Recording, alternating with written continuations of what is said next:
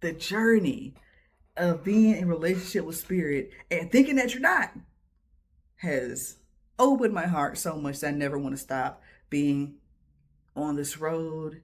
Um, just the sheer curiosity, the defiance of physics and laws and all this other stuff, making things happen out of thin air. Excuse that noise. All of that stuff. It's beautiful. And if you're into things like that, such as I, consider looking into this. I am my higher self, I'm never by myself. I am my ancestors, don't get beside yourself now. Bella pour libations now. Peace and blessings, family. It's Adara Moselle back again for another video.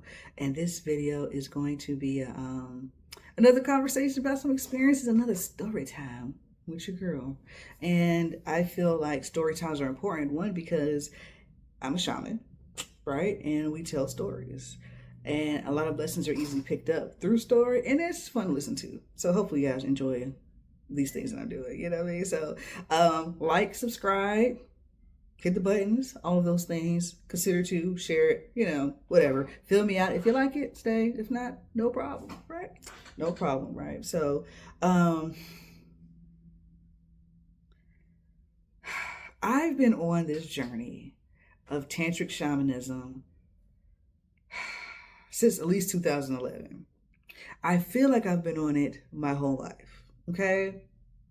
But I'm going to tell y'all why I stay on it. And not just the tantric bodywork, tantric shaman thing, but this whole spirit thing, right? And of course, the obvious is built into the human system. Like there's this whole existential need for us to be connected to the whole. And when we don't feel connected to the whole in whatever way, shape, or form, we may possibly develop all kind of different emotional thoughts and feelings and psychoses and, all the things, resentments, I hate God, atheism, all the different things. So,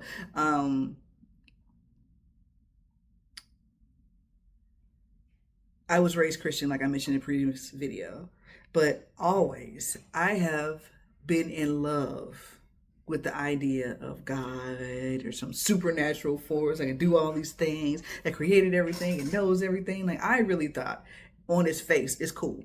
You know what I'm saying? It's cool. Like take all the religion out of it, but just in general, to me, I thought it was cool.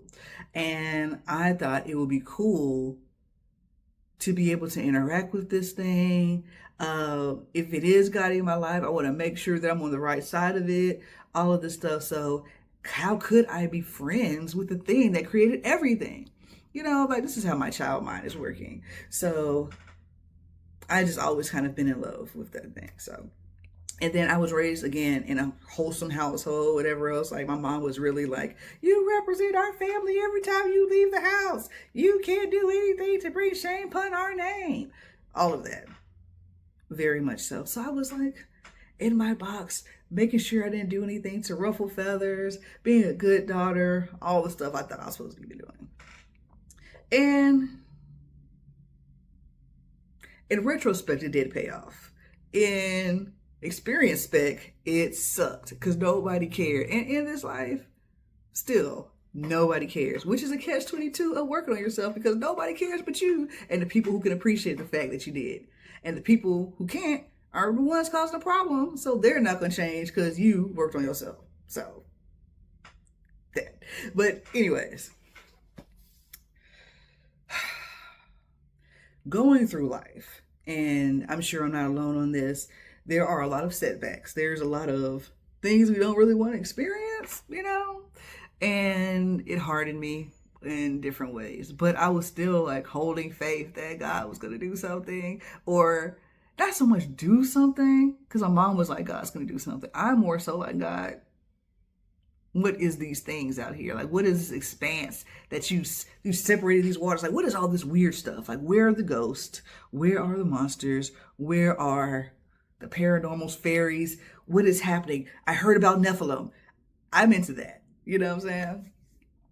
I was an interesting kid. I was like watching cults, like Charles Manson shit, those videos, those shows they always have all the cult leaders and the Jim Joneses and all this other stuff, or like the murderers, So I used to watch those when I was a kid. I had a phase where I was just into it. Luckily got out of that. You know what I mean? So I developed whatever personality traits I did, whatever lack of self-love, all the negative things that we're saying we're trying to heal from. Develop those things. Now I got something to heal. All right. I come across Master Yao, like I said, on Blog Talk. I mentioned previous things. My teacher, I've heard him on Blog Talk Radio. And he had an event. I went, showed up, boom. Started doing the work, cool. Learning it, great. Tantric body work is what I'm talking about. Great. And he's telling all of these stories about spirits and this and that. I'm like, that sounds kind of cool. I'm skipping ahead. Before I met Master Yao, I started working on myself and I started listening to self-help books and all of that when I had a job. I haven't had a job in years. But when I had a job, I was keyboard queen and I just had time just to listen. So I was processing depositions. Nobody would talk to me. I was in a cubicle with a big window by Centennial Park and I was in there squirreling away trying to get these depots out so I could listen to all kinds of stuff. So I did. And eventually I came across Hay House by Louise Hay. Shout out to Louise Hay. Rest in power to Louise Hay. She's did amazing work out here in this world. You know, like her, love her, or hate her, shout out to Louise Hay. So she has this platform called Hay House. It's a publication platform. They produce books, and they've got into podcasts. So I was able to listen to it on my work computer. So they had people like Sonia Choquette. They had people like Caroline Mace. They had Wayne Dyer. They had it was a psychic lady. I can't remember her name. I'm gonna have to look it up. But she was really, really good. Doreen Virtue as well. She's, you know, take your lover, however you know. But it was Mind Valley before Mind Valley. You know what I mean? Like all of these consortiums of healers and wellness teachers and spiritual teachers working together. Hay House was that before all of these other ones. So I was listening to that because my mom put me on it. So there was this one guy who was like the science guy. He was like, I don't trust nothing that y'all are saying. So let me interview you guys and put this stuff up. So I listened to all of these different accounts of medical intuition. Mona Lisa Schultz, medical intuitive, right? And people would call in and she's just like, oh, you got this in your liver. You got this. I'm like, Another was like, somebody else is calling in and like they're talking to the spirit, their ancestors and stuff like that, and people died and people crying. I'm like, oh, what is this? Also, where is the devil? Because familiar spirits, right? You know what I'm saying? Like, nah, y'all ain't gonna catch me on no humbug, right? So I was interested, but something about it felt like it was for me. I didn't know what it was gonna be. It felt like it was for me. Funny enough, I did not resonate with the Tantra stuff, and it was because it was presented by Barbara Carrellas, who is amazing. Shout out to Barbara Carrellas. But at that time, my mind was not evolved enough to embrace it, right? Because Barbara Carrellas lives an alternative lifestyle, right? And she was talking about her relationship with her alternative relationships and all this other stuff. And I was like, I don't know if I would have learned this. I'm not living this kind of lifestyle. I don't know if this is for me. This is some weird stuff that's for these people over here. I said that, as ridiculous as that seems today. I have a list of ridiculous shit that I've said in my life. Find my old Facebook page. You'll see a lot of ridiculous stuff on those little quotes that we used to have on Facebook. But yeah, Barbara Carrellas, author of Urban Tantra. Check her out. Check her out. You know, so I was just interested. I was like, what is all this stuff? So when I meet Master Yao, going back, I meet Master Yao and he's talking about all this stuff. And I have, at this point, started listening to like the Black Conscious people, like Know the Ledge and all this other stuff. So for people who don't know, if you know Red Pill, Blue Pill, they had a podcast on Blog Talk Radio called Know the Ledge. I don't know if they still have it. It was called Know the Ledge. Brother Panic had a podcast up there. Brother Lean Bay, Yafa Bay, like everybody was on Blog Talk, bro. Blog Talk was the YouTube of audio. You know what I'm saying? Like everybody was on Blog Talk. So I was just going through, like I found the genre and I was listening to all this crazy stuff, melanin and all kind of such. And I meet Master Yao, and he just starts bringing all this stuff together. And he's like, when you start doing tantric body work, it awakens the part of you that can access all of these different gifts that we're talking about and these different realms. And then energies that are trying to contact you will start speaking to you, and then you can start speaking for them, and they'll come and they'll open up this energy within your mind and your heart and your this and your that, and then you'll have these orgasms and all this stuff, right? And I'm like, prove it. You know what I'm saying? Show me, Sam. Show me. I'm going to try it. So I started doing the different things. And with the techniques is also a mental and emotional and spiritual framework designed by Ra Unefer Amen. So he wrote a book called The Metu Neter, a series of books called The Metu Neter. He founded the Asar Aset Society, which you can find in most of your major cities. Okay, Asar Aset Society. The thing about that is they're very clean. And Tantra is not always very clean. So you're not going to really learn Tantra over there because they might poo-poo it because they're clean. And Tantra is about bracing everything. So you may not find it if you go over there looking for Tantra. Anyways, Master Yao paired it together. He paired that together. He paired the counterfeit personalities of Wilhelm Reich together. Bunch of stuff. Made a nice little system. Boom. All of it works. I started doing the Tree of Life work from the Metu Neter, taking it serious, right? Because he's saying that the Tree of Life is within us. And when the Bible says that you are made in God's image, this is how, based off these faculties that are on these spheres, right? So you may know this as Kabbalah. So each of these spheres represents a lot of things, but in this conversation, the overarching energy of the dispensation of the Most High that shows up as this thing. Also, if there's a deity attached to it, that, and also how that manifests in your behavior, and the fact that that dispensation of energy, that deity, if you will, all lives within you, and you have the opportunity to open it up and access it at will. And the way you do that is by living as this energy, not like I'm trying to touch things and make it disappear. Right? But everything is based off laws. And laws end up becoming personifications. Principles end up being personifications. And we put names on them. You see what I'm saying? So if you look in the Bible, because I'm going to keep using that because people know that more than most things, right? There's a lot of different names for God. And they all represent what God is doing at that time. You see what I'm saying? So if we're talking about beauty, God is being beautiful and is showing up in this, and the principle of how to be beautiful is what we call beauty. And then we put that in a bundle and we call that Het Heru, Oshun, Venus, whatever. You know what I'm saying? The goddess principle, the this, the that, nature, blah. But what it is the universe, whatever, performing some function, right? And since performing a function, we have to give it a form. And because humans like to relate to things that are similar and understandable, they based off of themselves, right? So now you're personification, bong. Or because we have a hard time understanding things that we can't put into a box, right? So the way the left brain works is it's always trying to figure out how to make sense of something. If it can't make sense of something, it gets stuck in a loop. And then the body has a hard time processing it and gets stuck in the body or thrown in the background or something. Yeah, but the left brain's job is to understand. And that's why when you can't understand, it damn near hurts, right? It's frustrating. It shocks the body. Everything, okay? It breaks the system. So because of that, if energy, the universe, God wanted to show up to somebody in a way that they could process, they would show up in something they recognize, which is a woman that's pretty with a flower. You feel me? Okay. So I started working this Tree of Life stuff, and it works no matter what system you use.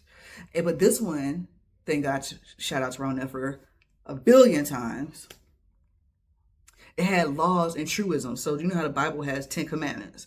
This has 11 laws of God. And the laws of God is not like, don't do this. It's more so like, I'm doing this because I remember who I truly am. And when I don't remember who I truly am, I let the world bring me down. Right? For instance, and I quote this one all the time because it's so easy, right? So one of them is, it's not who is thinking and affirming, I mean, it's not what you're thinking and affirming, it's who is thinking and affirming. Totally changes the whole conversation, which I'm gonna do a video on. Perspective is power, but it totally changes the conversation. So if you're thinking something as a weakling, you're going to have the outcome, you're going to do it and make decisions and see the world based off a weakling's mind. If you are saying, I am going to achieve this thing from a person that actually believes in themselves, even if it's a little bit, it's going to be different than the person who believes that they're a weakling. And though you're saying the same thing, you're thinking it from a different place, you're acting on a different place, and the doors that open for you are different. Okay, so they have these laws of God and they have these truisms. So it's the reasoning behind the laws, right? It's the reasoning behind the laws. So the reasoning behind that one is I'm source, right? I'm source, having a human experience. The source is the one that knows all things. The human experience, one version, does not know all things. It has limited capacity to access. So if I want to make the best decisions, let the side of me that has the most access to all wisdom make that decision and pass it down, and the wisdom and the understanding to my human vessel that can understand it and put it out into the world. All right, that's what it's for. So I took once on each one. I've done this several times. Each one, boom, boom, boom, boom, boom. And since I was in this group of people that was trying to learn it, but nobody was really doing like what I was trying to do, they were more so like just trying to get these little sexless orgasms or whatever. I don't know what the hell people was trying to do, child. They didn't maximize their opportunity. I'll tell you that. That's what's for sure. You did not maximize your opportunity, and you let a lot of personal stuff get in the way of your growth. Don't let human shit get in the way of your growth. Don't let somebody who's operating in their human nature stop you from operating your God nature or learning how to do so. Eat the meat, spit out the bones.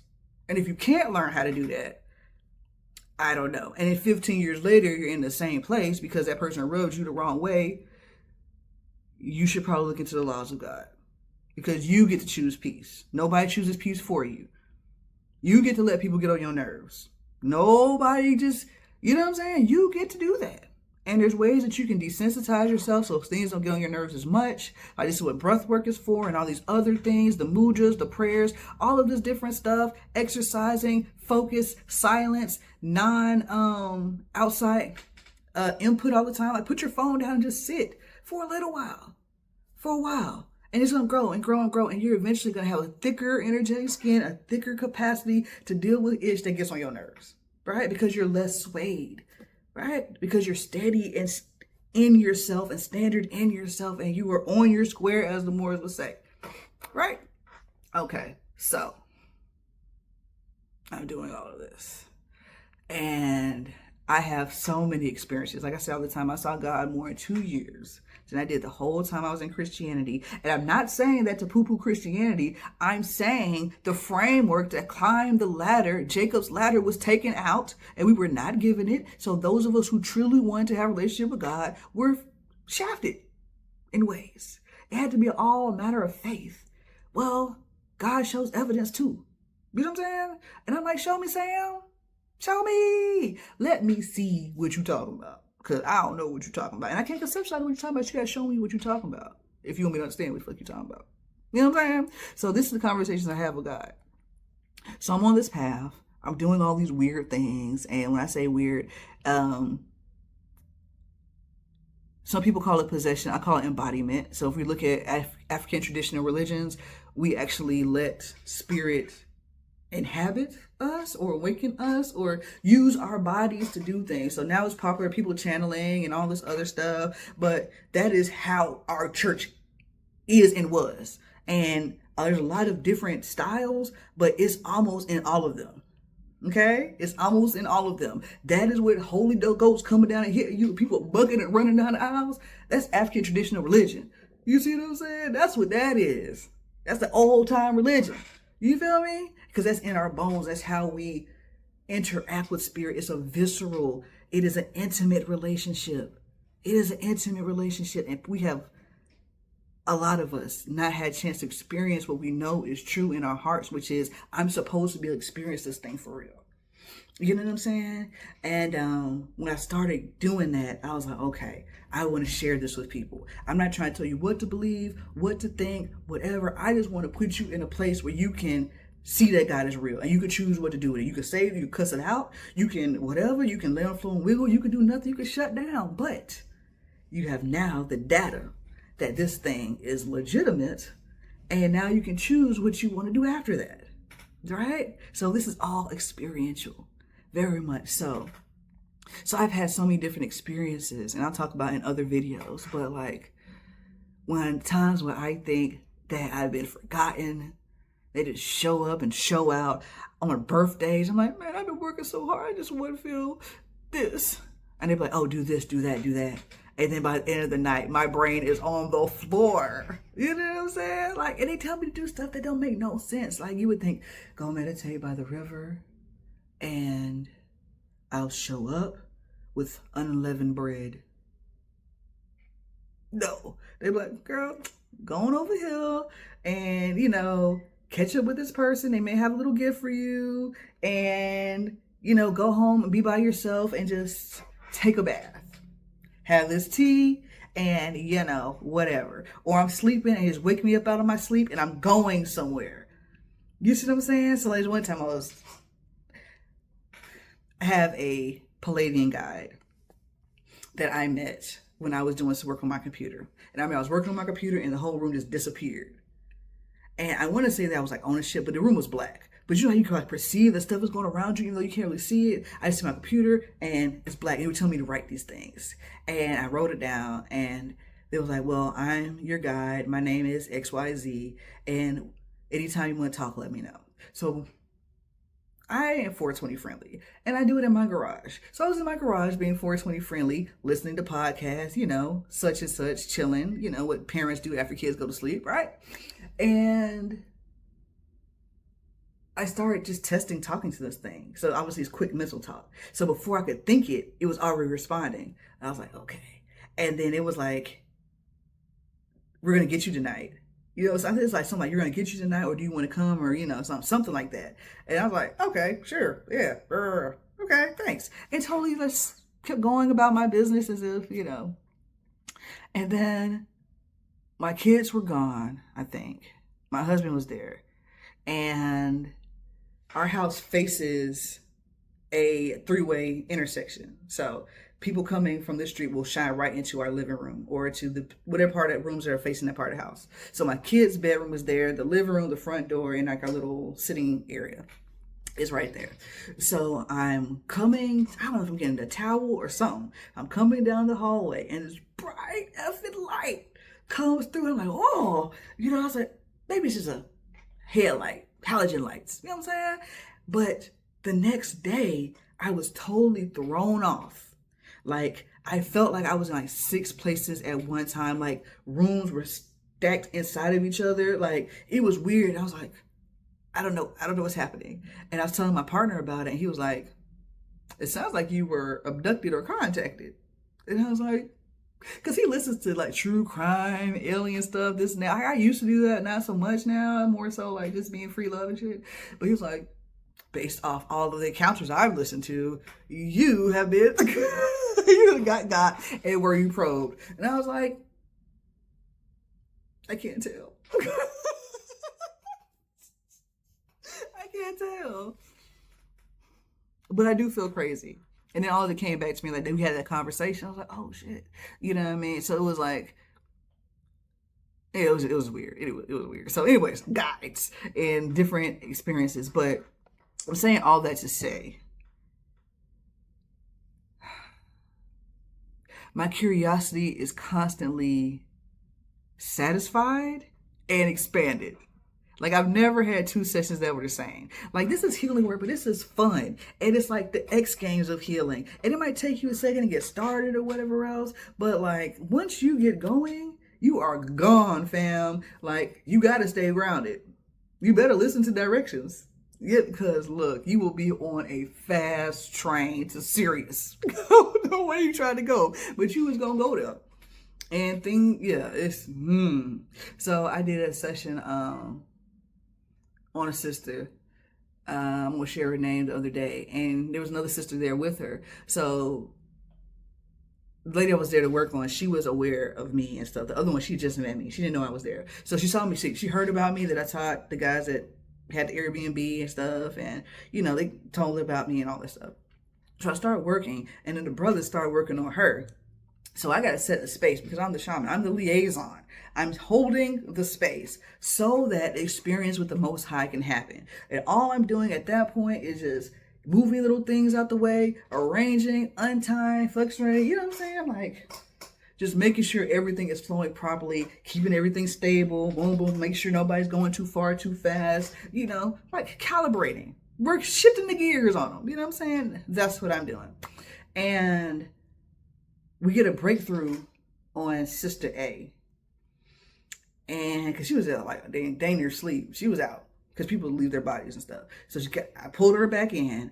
And then she just expanding. And then she was talking about how all these different men that she loved showed up in different ways. Like all these issues that she had with like support and all this showed up. And then like all this joy and healing and stuff breaking, And then she started hitting this high pitch. And this one over here started hitting that high pitch. So energy starts like, for those who don't know, it's like water. It can conjoin together. You see what I'm saying? So if a woman is having an experience over here, it's nothing for other women just to catch on to that experience. So Sister A tapped into the, I feel, the collective consciousness of women. It was the womb that was crying.